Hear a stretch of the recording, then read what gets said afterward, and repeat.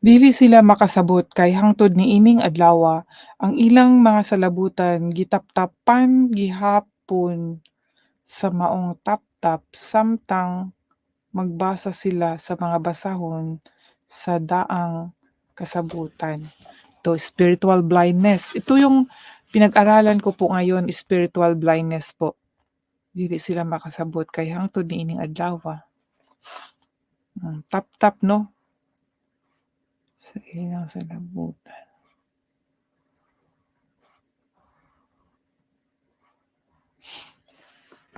'To mga kaibigan, true ko na kung basa ha. 'To spiritual blindness itong nasa 14. Dili sila makasabot kay hangtod niining adlaw ang ilang mga salabutan gitaptapan gihapon sa maong taptap samtang magbasa sila sa mga basahon sa daang kasabutan. Makuha lamang ang maong taptap kung ang tawo mahiusa kang Kristo, mga kaibigan. Klarong-klaro po. Mak we will not become blind kung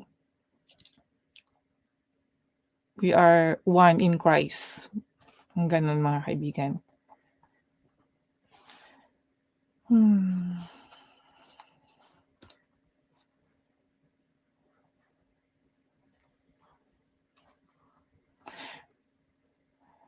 bisan karon inigbasa nila sa balaod ni Moises gitaptapan gihapon ang ilang mga salabutan, apan sa dihang ang tawo moduol sa Ginoo, kini maong taptap matangtang. Blindness man ito mga higala 'di ba, taptap, 'di ba taptap tinakpan yung ano, yung mga mata. Meron tayong mata ngunit hindi makakita, merong tainga ngunit hindi makarinig. Yun yung spiritual blindness and spiritual deafness, bingi sa spiritual na bagay. Hmm, apan sa dihang ang tawo moduol sa Ginoo, kining taong taptap matangtang, 'di ba? So duol jud ta sa Ginoo mga higala, moduol para makita nato siya ba. Naaman gani naatay ko, nag-comment ko sa isa sa mga post na nakita nako sa Facebook about manggod sa isa ka relihiyon ang ilang giistoryahan. Di sabagay ako wala man koy relihiyon nga i-ano, na parang i-endorse ba, mao ni siya ang good religion kay basig karon naghahanap pa jud ko unsa man gyud tinuod nga relihiyon, wala i-ano sa kuha sa Ginoo, eh. Pero nadungog, namati ko sa mga tudlo sa bawat isa. Ano man hindi man ni sila pare-parehag doktrina oy, mga ilang tudlo ba. Pero dito ko sa katong mga naa sa Bible, based on the Bible at kung good yung explain, siyempre magagalak tayo, 'di ba?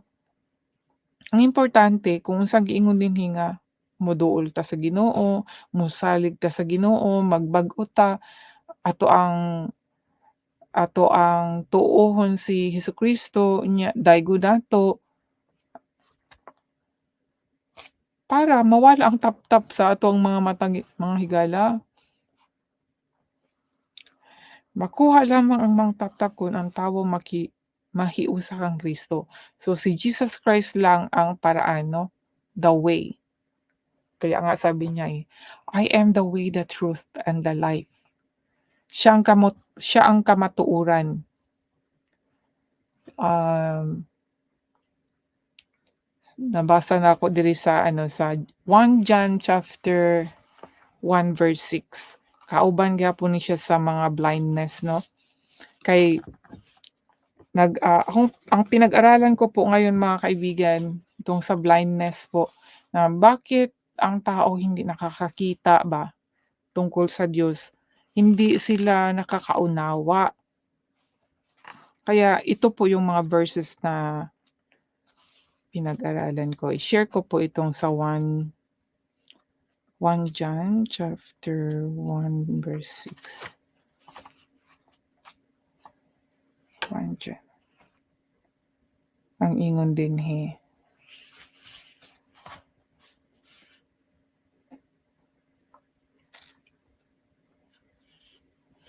Kung moingon kita nga nahiusa na kita sa Dios apan nagpuyo di ay gihapon diha sa kangitngit na makak kita og wala magkinabuhi sumala sa kamatuoran. Mao ni siya. Baka kun ano, tama ba 'to kung gi-ano, teka, sa ano pala, sa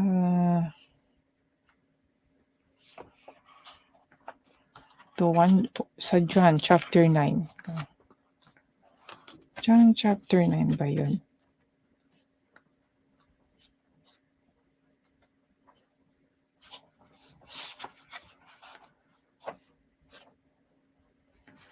John chapter 9 verse 39.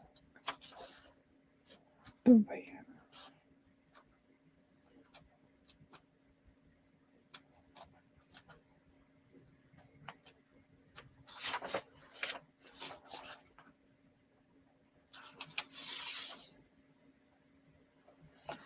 ₱39. Ay mao ni giingon. Juan chapter 9 verse 39, si Jesus miingon, "Mianhi ako niining kalibutana aron sa paghukom, aron nga ang mga buta makakita ug katong makakita mga buta." Kani siya akong mga ginatun-an karon mga higala about sa spiritual blindness. Kinahanglan nato ni nga mahibal-an, 'no? Imagine ang giingon dinhi nga, "Mianhi ako nianing kalibutana aron sa paghukom, aron nga ang mga buta makakita ug kadtong makakita mga buta." Kung kani lang ato ang kung kani lang ato ang anohon mga higala, dili jud nato ni masabtan, 'no?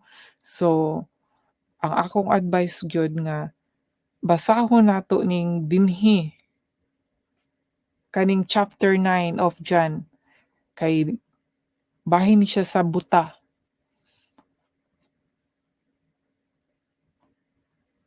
spiritual blindness mga higala. Nindot kay ni siya anohon, humay-humayon, nindot ni siya tun-an. Mao ni akong ginatun-an ron spiritual blindness, kay na-amaze ko kay na-amaze ko sa mga nakita nako ba bahin sa Ginoo. Kagaya ng akong giingon kaganina, 'no, bahin sa akong trabaho o sa uban pa, ng na ako'y ginaisip nakita nako, na iniisip ko lang pero nakikita ko, parang bakit gano'n nakikita ko kaya na-amaze ako, ito na ba 'yun, hindi na ba ako bulag? Siyempre naman ano, kaya nga nagbabasa tayo sa salita ng Diyos para malaman natin na hindi tayo bulag kasi nakakaunawa, naunawaan natin ang mga pulong niya. Kaya amazing talaga. Sa tinuod lang sa una di ko kasabot jud ani ba, di ko ganahan mobasa sa iyang mga Bibliya ba, sa iyang mga word nga naa sa Biblia. Di ko ganahan mobasa kay di ko kasabot. Pero karon ba murag, ah, for my heart, 'no, ag nakakatuwa,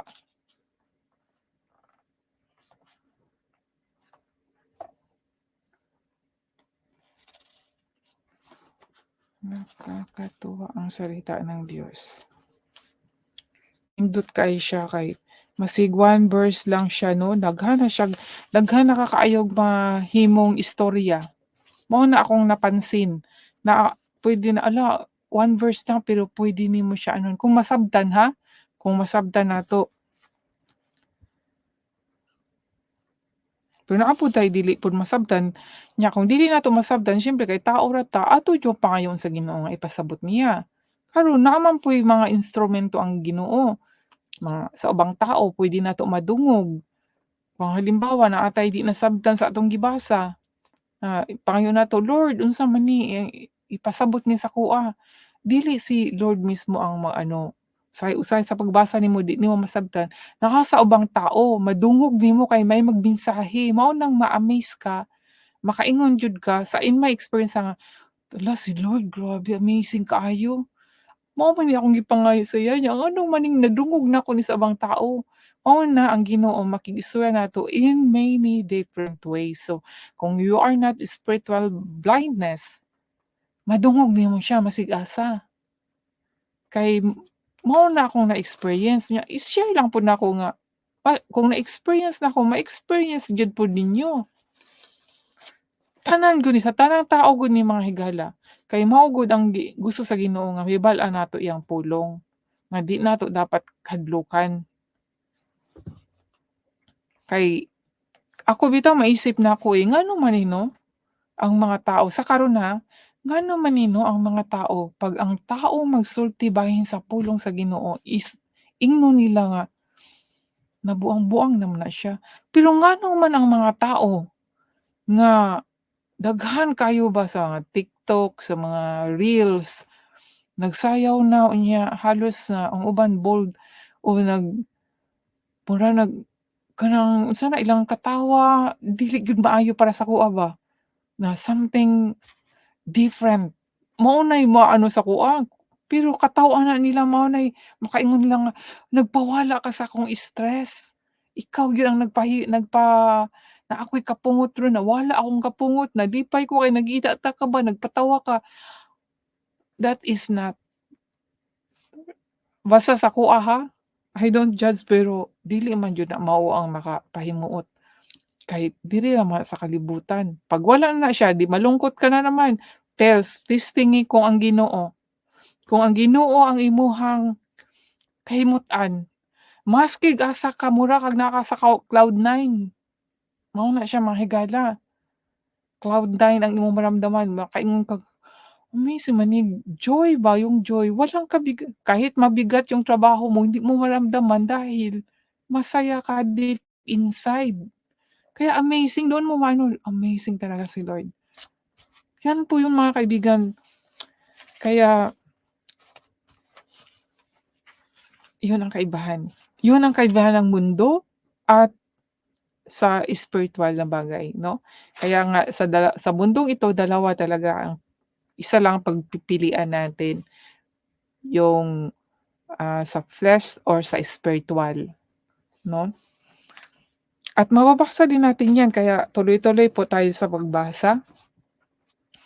So dito sa 2 Corinthians chapter 3 verse 15. Ang ingon, bisan karon inigbasa nila sa balaod ni Moises gitaptapan gyapon ang ilang mga salabutan. Apan sa dihang ang tawo moduol sa Ginoo, kining maong taptap matangtang. So klaro po ano, moduol jud ta sa Ginoo. Ang Ginoo mao ang espiritu ug hain gani ang espiritu sa Ginoo anaay kagawasan. Kitang tanan, take note po, kitang tanan ang sinabihan, naglarawan sa himaya sa Ginoo. Pinaagi sa atong mga nawong nga dili tinaptapan. Busa gipang-usab kita ngadto sa iya gayong dagway, sa labi pang dako nga himaya, ang maong himaya nagikan sa Ginoo nga mao ang Espiritu. Oh, mao na siya mga higala. 'Di ba nindot? Parang kung magbasa tayo ng mga pocket books o mga anong books diyan, mas mabuti pa itong Bible ang pagbabasahin natin. Dahil pagkain ng ating kaluluwa ito mga kaibigan, mabubusog po ang ating kaluluwa. Chapter 4, 2 Corinthians chapter 4 verse 1 to 15. 2 Korinto ang ingon dinhi. Mga bahin sa espirituhanong bahandi nga gisulod sa yutan-ong sudlanan.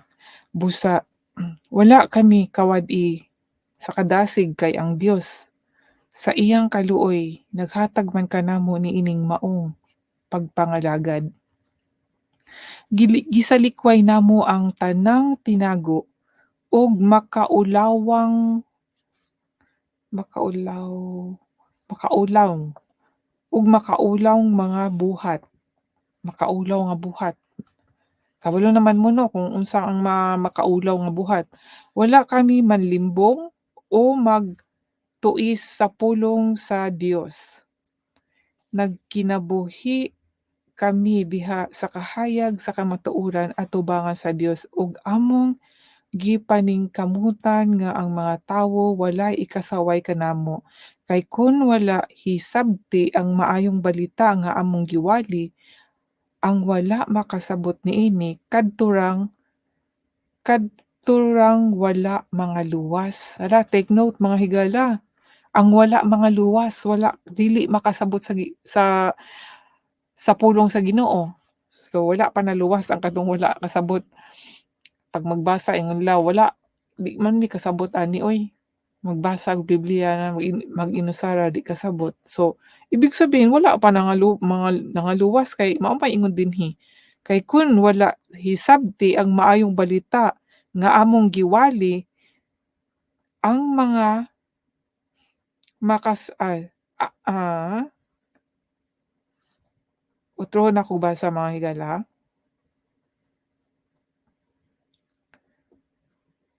Kay kun wala hisabti ang maayong balita nga among giwali, ang wala makasabot niini kadturang wala mga luwas. Oh, sakit kaayo ni siya. Sakit kaayo ni nga word didto sa mga taong wa pa naluwas. Kita mismo kabalo ta kung maluwas ta o wala, eh. 100% alam natin kung tayo ay ligtas kasi kung ligtas ka na talaga, you can declare it. You are not ashamed to tell that, "I am saved." Hindi ka mahiyang magsabi, di ka maulaw, kay kabalo jud ka nga naluwas ka, naasay mo ang Espiritu Santo kay gitatakan ka og Espiritu Santo sa imong kasing-kasing. Sumala dinhi, 'di ba sa Corinthians chapter 1 verse 22. Mao nay maghatag sa imong boldness nga di ka maulaw mag-share sa salita sa Ginoo masiun sa paisuldi sa mga tao. Bahin nimo palang Pablo, di ka maulaw. Mao ni nga kay di man sila kasabot, wa pala'y sa naluwas, 'no. So, take note mga higala kung na inyo ning nadungog ug kamo mismo magbasa nga wa mo nakasabot kay nagpasabot nga wa pa mo nangaluwas kay mao'y giingon dinhi ha. Tuhon na kog basa ha para di mo masuko.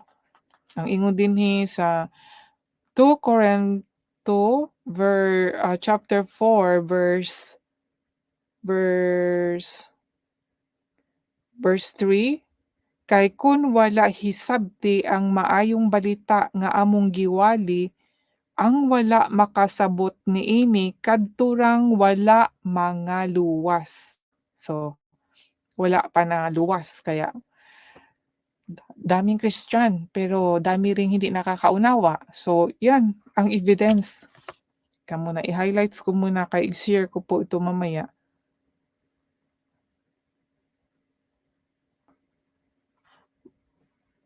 Masakit masakit ang salita na totoo. Dili sila motuo niini tungod kay gibutaan man sa Dios niining kalibutana ang ilang mga hunahuna, busa dili sila makakita sa kahayag. 2 Corinthians chapter 4 verse 4.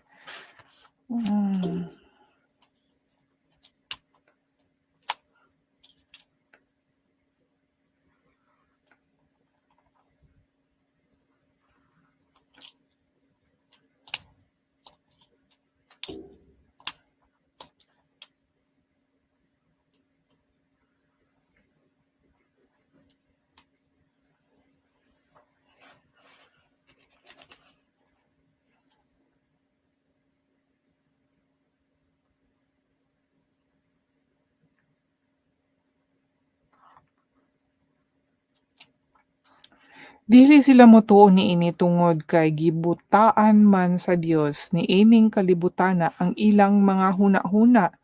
Busa dili sila makakita sa kahayag sa maayong balita mahitungod sa himaya ni Kristo nga mao ang sibo nga dagway sa Ginoo, sa Dios.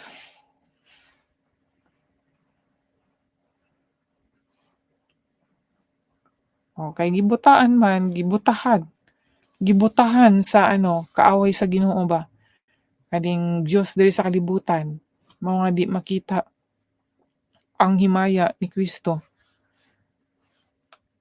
Kay ang giwali namo dili ang among kaugalingon kundili ang Ginoo nga si Jesu-Kristo ug nga kami inyong mga sulugoon tungod kang Hesus.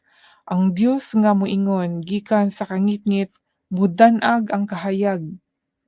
Mao ang Dios nga nagpadan-ag sa iyang kahayag sulod sa atong kasing-kasing aron paghatag kanato sa kahibalo mahitungod sa himaya sa Dios nga nagdan-ag diha sa nawong ni Kristo.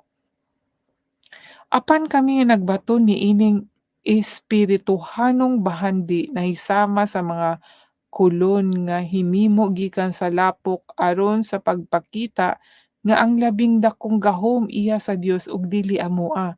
Gisakit kami sa tanang paagi apan wala gayud mapukan, naglibog apan wala gayud kawad-ig paglaom. Gilutos kami sa mga tawo apan wala gayud biya sa Dios ug bisan tuod gidagmalan sa makadaghan wala kami mamatay. Sa tanang panahon gidala namo sa among lawas ang kamatayon ni Hesus aron ang iyang kinabuhi usab makita dinhi sa among lawas. Sa tibuok namong kinabuhi kanunay kami namimiligro nga mamatay tungod kang Hesus aron makita ang iyang kinabuhi dinhi sa among lawas nga may kamatayon. Kini nagpasabot nga dinhi kanamo ang kamatayon maoy nagpagahom apan diha kaninyo maoy naggahom.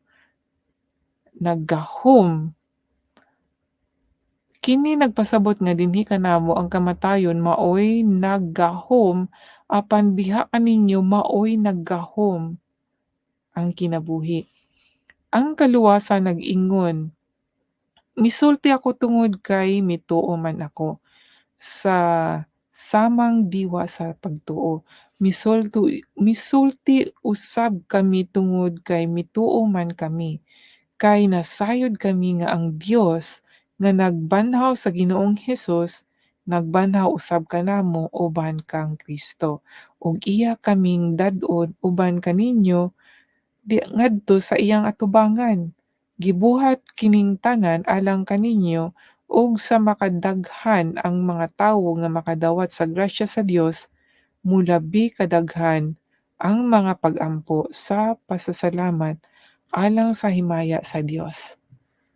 Amen. Yan po 'no, mm, mudaghan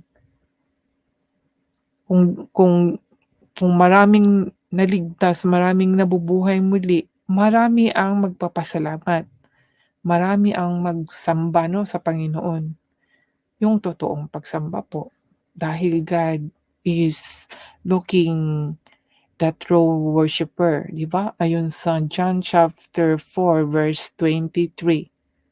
Because God is a spirit, verse 24, na naghahanap po siya ng totoong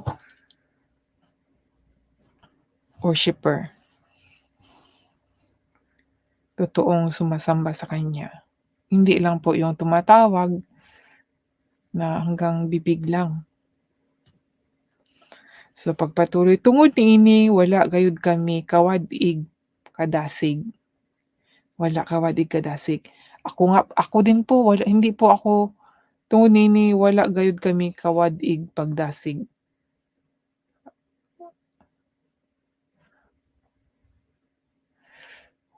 Ano ba 'yan?